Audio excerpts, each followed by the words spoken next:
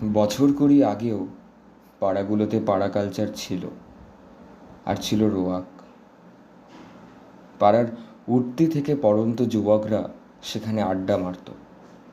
সাথী ছিল চা, কাউন্টার খুঁড়ে খাওয়া সিগারেট, আর মাঝে মধ্যে টুকটাক তেলে ভাজা কি ঝালমুড়ি। ওয়াও মোমো বা মন জিনিস তখনও ভবিষ্যতের গর্বে। রেস্তোরাঁ কালচার তখনও বাঙালির জীবনযাত্রায় প্রবেশ করেন।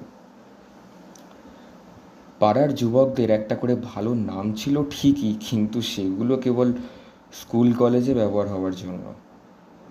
পাড়ার মধ্যে তারা হাবুল, পটলা, বাপি নামেই পরিচিত ছিল। কখনো কখনো চেহারার বৈশিষ্ট্য অনুসারে নামও দেওয়া হতো, যেমন ঢ্যাঙা, ন্যাড়া, কালু ইত্যাদি নামগুলি ছিল তারই প্রতিফলন। বডি শেমিং নিয়ে আমজনতা তখনও সচেতন হয়নি, তাই এমন সব নাম নিয়ে আপত্তির কিছু ছিল না কারো কাছেই। ঢ্যাঙা বা কালুরাও তাদের নাম শুনে স্বাভাবিকভাবেই সাড়া দিত। পাড়ায় বিয়েবাড়ি হোক বা শ্রাদ্ধ বাড়ি, আগুন লাগা হোক বা মাঝরাতে রোগীকে হাসপাতালে নিয়ে যাওয়া, সব ব্যাপারে রোয়াকের যুবকরাই ছিল অগ্রণী। পাড়ায় কারো বিয়ে লাগলে যেমন কোমরে গামছা বেঁধে পরিবেশন করতে লাগতো, আবার তেমনই কেউ মারা গেলে শবদেহে কাঁধ দেওয়ার লোকেরও অভাব হতো না। মাঝরাতে কেউ গুরুতর অসুস্থ হলেও কোনো সমস্যা ছিল না। রোগীর বাড়ির লোকের এক ডাকেই পটলা হাবুলরা সাইকেল ভ্যানে রোগীকে চাপিয়ে স্থানীয় হাসপাতালে নিয়ে যেত। সারা রাত জেগেও থাকতো হাসপাতালে। দরকারে নিজেদের মধ্যে টাকা তুলেও ওষুধও কিনে আনত। উপদ্রব যে একেবারে ছিল না তা নয়।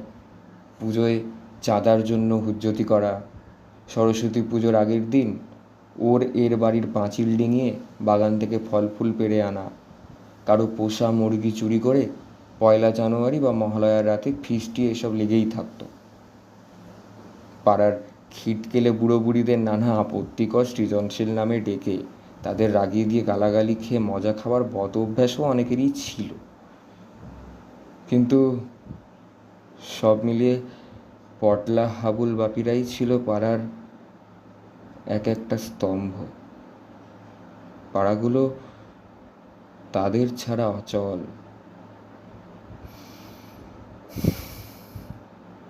তারপর গঙ্গা দিয়ে অনেক জল বয়ে গেছে, অনেক বদলও ঘটেছে মফস্বল থেকে বড় শহর সর্বত্র। পাড়া কালচার আজ বিলুপ্ত প্রায়। পাড়ায় রোয়াকের দেখা পাওয়া এখন ডোডো পাখির দেখা পাওয়ার চেয়েও বেশি কঠিন। আর হাবুল, পটলা বাপিরা, তারাও হারিয়ে গেছে কালের স্রোতে। সর্বনাশা কেরিয়ারের ইঁদুর দৌড়ের যুগে এ যুগের হাবুল পটলারা কেউ এখন মাল্টি ন্যাশনাল কোম্পানির স্যুটবুট পরা চাকুরে, কেউ বা সরকারি কেরানি, আর কেউ আবার জোম্যাটো বা সুইগির ডেলিভারি বয়। কাজের চাপে আড্ডা তো পরের কথা, মুখ দেখা দেখি হয় না মাসের পর মাস। কেউ কেউ আবার কাজের সন্ধানে চলে গেছে দূর দেশে, 9 মাসে 6 মাসে দেশে ফেরে। আড্ডা মারা দূরে থাক, পাড়ার সবার নামই জানে না ভালো করে কেউ। বাড়ি বা আর কোথায় পাড়ায়?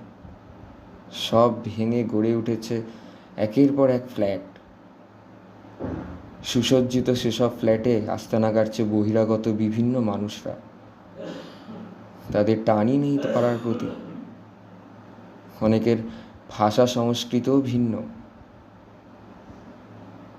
পটলা হাবুল বাপিরা আর ফিরবে না কোনো দিন। রাতের আকাশের তারার মতোই তারা মিলিয়ে গেছে কালের গহীন গর্ভে। এই ছোট গল্পটি লিখেছেন চিত্রদীপ সোম। গল্প পাঠ আমি, অরিজিৎ।